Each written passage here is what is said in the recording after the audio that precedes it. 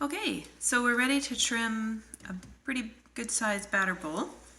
I've got my Giffen grip, I've got some trimming tools, a loop tool, and also another kind of cutting tool, which I use only if it's a little bit drier, but when it's wet I tend to use my loop tool. So I'm ready to put a foot ring on this batter bowl. And you want to make sure, of course, that it's centered, and that's why I love the Giffen grip, because it centers everything so easily. And I absolutely love trimming. Trimming reminds me of working on a lathe in high school. In fact, I think I like trimming more sometimes than throwing pots. So if you need pots trimmed, I will come and trim them for you. That is very satisfying for me. When you're trimming, you want to make sure that your pot's centered. Obviously, if it's centered when you're throwing, then it should be nice and centered when you're trimming, which makes cutting in a foot ring that much easier. I try to use a, sorry, my wheel is ticking away here, and I think it's just a little bit of trimmings that are making that little clunking sound. Oh, that wasn't any better.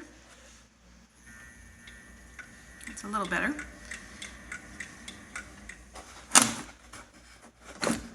Something is causing, there we go. Okay, good to go. Always good to include the technical difficulties, because it's the day in the life of a potter. There's usually a few technical difficulties. Anyways, so trimming a foot ring onto the batter bowl now, and just removing, I try to stick with like a 1/4 inch worth of clay for the foot. Gives it a nice spot for the glaze to rest.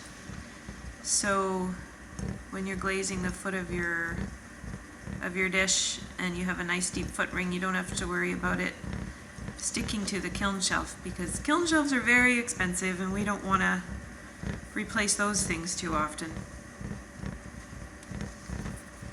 Alright, so now I'm just going to undercut where the foot will go.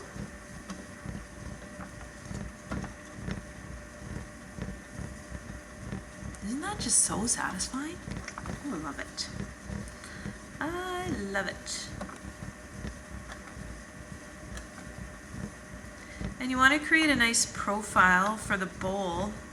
The bowl outside profile should reflect the bowl inside profile, so that you have nice even sides. You want even drying, even thickness all the way around. You'll get cracking, S-cracks, when the clay is thinner on the bottom than it is on the sides, because the clay is shrinking at the same rate, and if you have a thin spot, it's going to crack, it's going to pull away, especially if you use a wire tool to cut. That's the risk. So you need to make sure that your pots are nice and even. So if any of you are experiencing S-cracks on the bottom of your pots, it's because they're not even.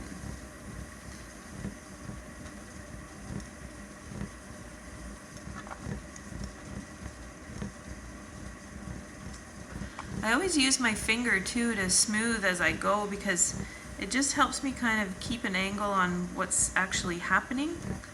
The more I touch it, the more I understand what's happening. You can give it a tap too. Should sound about the same. If one side's going thud and the other side doesn't have a nice echo or something, then it's probably too thick.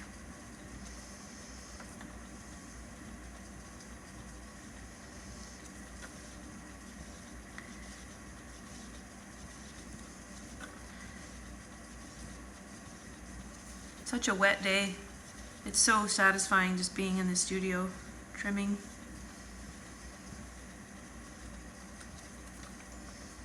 doing anything in the studio right now is just really satisfying.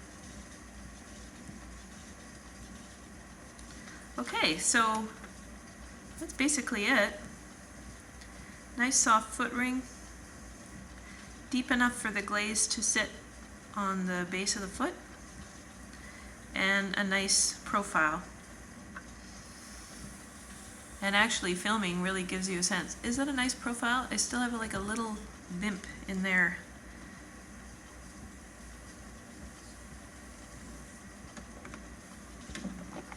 So I'm just going to take a little bit more out.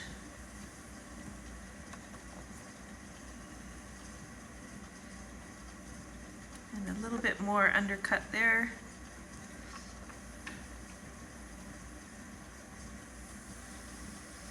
And then a nice, get your finger down the side so it smooths out any bumps.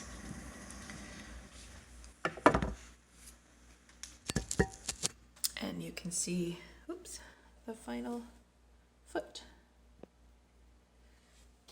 Next we'll be adding the handles.